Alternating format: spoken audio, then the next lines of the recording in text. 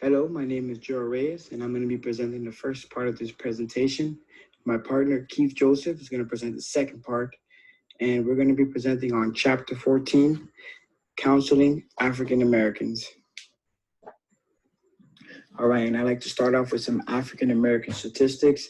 The first one is in our book, and it says that African Americans make up 13% of the U.S. population, and yet they account for 40% of the people incarcerated, while whites, who make up 64% of the population, account for only 39% of those in prison. I remember being astounded when I read that because it's just a really large part of the population when they're really a minority of the population, African Americans. The second statistic I have for you is on sentencing. African American Latinos comprise 62% of those in state prison for drug offenses, and 72% of those sentenced for federal drug trafficking offenses, which generally carry extreme mandatory minimum sentences. So African Americans and Latinos together still a minority, and yet they account for 62% of those in prison, and they account for about 3/4 of the people sentenced for extreme mandatory minimum sentences. The last statistic I have for you is for sentencing again. Sentences for Black males were 19.5 longer than those for whites. Furthermore, Black men were 25% less likely to receive sentences below the sentencing guidelines for the crime in which they were convicted. So the whole point of sentencing guidelines is to kind of give you a range, and yet they were a quarter less likely to receive sentences below the guidelines. ACEs is a concept that is not in our book. I've incorporated because I believe it's very important. I learned about ACEs in watching a webinar called Strengthening the Development of Black Boys, and I definitely recommend it for anyone who's interested. The link is in our reference section. ACEs are adverse childhood experiences, or simply put, they are disruptions in development. ACEs can come from physical abuse, emotional abuse, sexual abuse, or they can come from physical neglect, emotional neglect, and they can also come from household dysfunctions such as mental illness, having an incarcerated relative, maternal abuse, substance abuse, and divorce. Dr. Robert Block, who is a former president of the American Academy of Pediatrics, said that adverse childhood experiences are the single greatest unaddressed public health threat facing our nation today. Now I want to demonstrate the power of ACEs with two studies that I found in FIU's library, which are both included in our reference section. The first study was done by Tusiki et al., and it included 214 Black women, and they wanted to examine the association between ACEs and early sexual initiation. In the sample, which included Black women who had ACEs, they found that 12% of the sample reported very early sexual initiation, 11 to 12 years old, and 29% reported very early sexual initiation, 13 to 14 years old. So 40% of the population in the study started sexual initiation before the age of 14. Furthermore, here I wrote out some other additional factors that were corroborated with ACEs, like physical abuse, sexual abuse, witnessing maternal abuse, and this all led to early sexual initiation too. In the second study I have for you here, this was done by Brody et al., and they wanted to examine the association between ACEs and prediabetes. The intervention in this study was the SAAF condition, which stands for Strong African American Families. And the participants in this intervention, the parents underwent therapy, which helped them with children who had been through ACEs and traumatic experiences. The participants in this study that were part of the control or that did not receive any therapy, they were found to have a prevalence of prediabetes of 22.3%, whereas those who had been assigned randomly to the SAAF condition found a prevalence of prediabetes of 7.5%. And as you can see in the second bullet point, ACEs were not associated with the likelihood of having prediabetes among participants in the SAAF condition. So therapy helps for these African American participants and for anybody in general. But this study found that therapy helped and it lessened the chances of having prediabetes, being diagnosed with prediabetes later in their lives. Although more than 80 million of people in the United States are pre-diabetic, about 39% of those happen to be African American. And if you do the math, that's about just over 30 million African Americans. The sole purpose of incorporating ACEs into our presentation is because African Americans are more likely to endure an ACE in their lives. ACEs are literally disruptions in development. They can leave trauma in individuals. ACEs can explain a client's worldview, and as therapists, we need to be aware of them. I believe that identifying ACEs can help form therapeutic alliances, and even if it's positive, for example, if it's something that they've overcome, is something that they can be proud of, and they can help, for example, other family members or other people in their community. So this slide for here is probably the most important because we're dealing with things that are happening right now in society as we speak. To me, the Black Lives Matters is a civil rights movement that the world was not prepared for, mainly because it kind of happened out of nowhere after the killing of George Floyd. To me, Black Lives Matters, in my opinion, is just about equality. It's about adjusting systematic racism and dealing with that invisible field that our books talks about in our society, about injustices that some of us are willing to acknowledge and validate. To me, ACEs go hand in hand with Black Lives Matters because African Americans specifically are more likely to have endured an ACE. And so as therapists, if we are aware of this, we can help. As therapists, we also have to be aware that some clients may have a Black Lives Matters worldview or an All Lives Matter worldview, and we kind of have to tailor our therapy around that. Depending on the stage of racial identity, for example, an African American who is trying to conform, he may align with the majority, which maybe All Lives Matters, and so that's this because they're trying to conform. That's what they're going to align themselves with. An African American in the dissident stage may or may not validate discrimination, and as you progress upward, African Americans are going to challenge systematic racism. And as therapists, we have to be aware of where they're at in their racial identity. Some African Americans, conservatives, may view the Black Lives Matter negatively, mainly because they may view it as a handicap. And so we need to be aware of that. I believe that African Americans, conservatives that view the Black Lives Matter negatively are less likely not to validate oppression, systematic racism, and discrimination, and that may be counterproductive to the Black Lives Matter movement. In regard to the African American family structure, our book says that because of the possibility of the complexity of family arrangements, questions should be directed towards clarifying who is living in a home and who helps with childcare. Therapists should work to strengthen and increase functionality of the existing family structure rather than attempt to change it. Specifically with African Americans, I believe that outsiders focus too much on absent relatives instead of looking into therapy that can directly help the situation. And once again, I like to highlight the study that, which included an intervention of therapy that helped families and children that had ACEs. That study was Brody et al. My thought-provoking question is about Lori Lugin, and let me give you a little bit of background just in case you aren't aware. Lori Lugin was indicted on a college admission scandal, and she was sentenced for prison.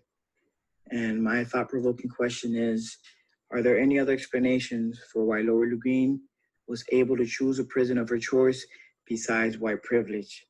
This is something unheard of, being able to choose the prison of your choice.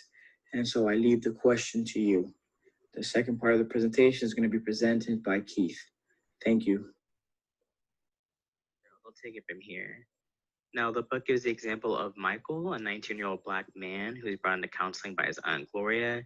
She's concerned about her nephew, about his future, and thinks that his peers are involved in gangs and illegal activities, and stuff like rap music is influencing him, causing him to have a bunch of hate and anger. Michael just graduated high school and he's employed part-time at a fast food restaurant. He's trying to figure out where he wants to go in life. Right now, he's frustrated with work. He's confused about his future because of his inherent belief that Black men don't get a fair shake in life. And he's not very encouraged about his chances of getting ahead. Now, Michael's major issues center around the need to develop a positive identity as an African American male and also to discover his place in the world. So some strategies, some culturally appropriate strategies given to Michael in this case were to identify family phrases or biblical stories that instills hope, and also to find healthy outlets for channeling his feelings of anger or despair, as well as finding family and community support to share their stories so that he knows that he's not alone in what he's feeling. Ultimate goal of all these strategies is that they'll hopefully lead to personal empowerment and help him discover his positive identity as an African American male and also his place in the world. Some of the cultural strengths among African Americans include positive ethnic identity or racial pride, and resourcefulness and coping skills to deal with societal issues, as well as having strong family bonds and religious ties. And it's been hypothesized that family and religious protective factors might be reasons why African Americans have lower levels of heavy and binge drinking than any other ethnic group aside from Asian Americans, as well as lower rates of adolescent substance use compared to whites and other ethnic groups. Some advantages of the African American family structure include extended family emotional and economic support, strong kinship bonds, strong work and achievement ethic, and strong religious orientation. So similar benefits to what they already have culturally. Additional benefit of a strong kinship support is that it reduces the risk of internalizing or externalizing problem behaviors in kids, and it can improve conditions such as poor parenting. For example, if a father steps out of the picture, there's enough extended family and enough father figures in that role that can go ahead and give the child or the children the support that they need and help them be able to ask questions about race or explain to them questions about race or be an example to them. African Americans value behaviors such as assertiveness, and African American men are generally more accepting of women's work roles and more willing to share in the family responsibilities assigned to women. Now, the strong Black women image creates a sense of pride in racial identity, self-reliance, and capability in handling challenges, all while assuming a nurturing role in the family. This is an example of a positive stereotype or a stereotype that can be used for your own advantage, as this is perpetuated by the media, but it's also a source of pride in the Black community. However, too much investment in females trying to meet this self-image can lead to emotional suppression and increased vulnerability to stress. So balance is needed to make sure that they're not taking on too much of a load. It's no secret that African Americans, just like many other minority groups, have to deal with racism and discrimination on a daily basis. A little over half of whites believe that Blacks have equal societal opportunities, but 88% of Blacks believe that more change is necessary.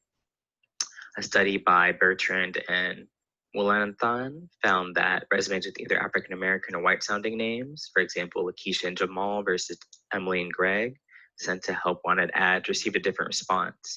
The white names actually received 50% more calls for interviews. So again, this is an example of discrimination and racism. Thankfully, this is mostly just at this time due to the recent deaths of unarmed Black people at the hands of the police being in the media. But 84% of Americans believe that Blacks are treated unfairly by the police, which has spurred some movements, of course, like Black Lives Matter. And in the picture shown here, we have President Obama giving a eulogy for Reverend Clementa Pinckney and 8 of his congregants who were shot to death by white supremacists. And he was just mentioning and observing how racial bias can be evident and can occur without realization, such as the subtle impulse to call Johnny back for a job interview, but not Jamal, which again is relevant since the study by Bertrand and Moulton found pretty much that exact case to be true. Whether they realize it or not, many people associate Blacks with crime and favor harsher punishments for African Americans. The media plays a big role in this, as they often perpetuate the perception of Blacks as criminals, and African American families are portrayed as dependent, dysfunctional, and criminal to a higher degree than white families are. Although African Americans make up about 27% of those arrested and charged with a crime, they make up 37% of news stories about those who have committed crimes. This causes those who are watching these messages, whether it's by radio, by the television, or through news websites, to internalize these messages. And studies have found that whites, when primed to think about crime, focus their attention on Black rather than white faces, and were more likely to identify blurry images as weapons when exposed to Black faces. When whites read descriptions of a juvenile offender convicted of rape, they supported harsher sentences when he was described as Black. Now, this has real life effects as used with a parent in jail or an increased risk of poverty, school failure, emotional distress, criminal activity, and drug use. It's easy to see how the cycle of racial inequality can continue when effects like these are rampant. Even the experience of perceived racial discrimination is associated with decreased levels of self-esteem and life satisfaction and increased depressive symptoms, as found in African Americans and Caribbean Black youths. Although African Americans represent approximately 30% of the US population, on nearly all measures of education, employment, earnings, and psychological and physical health, they experience a standard of living much below their white counterparts. The cause for this? Individual, institutional, and cultural racism accounts for many of these differences. The life experience of African Americans affects the manifestations of mental disorders and also the therapeutic process. To effectively work with African American clients, us therapists must be able to be knowledgeable of their characteristics and strengths, especially those that have allowed them to survive in an intolerant society. Racial socialization can be defined as the developmental processes by which children acquire the behaviors, perceptions, values, and attitudes of an ethnic group and come to see themselves and others as members of the group. Now, whoever's spending the most time with the kid, whether it's a parent or another family member, are going to have a major influence of how the children view race issues. African American parents differ in the ways that they address racism with their children. Some address racism and prejudice directly, and others do it indirectly or choose to ignore it at all. For the parents that choose to challenge racism directly or deal with it directly, it can actually help buffer the negative effects of racism and discrimination in their children. And unfortunately, in homes where race isn't discussed, children don't get that opportunity to develop coping strategies when faced with discrimination. Now, parents who are focusing on increasing the positive feeling the child feels about themselves end up benefiting the child by being able to aid with the development of positive ethnic identity, self-esteem, and socio-emotional competence in their children. And the ultimate goal in doing so is to uplift youth through healthy communications about race.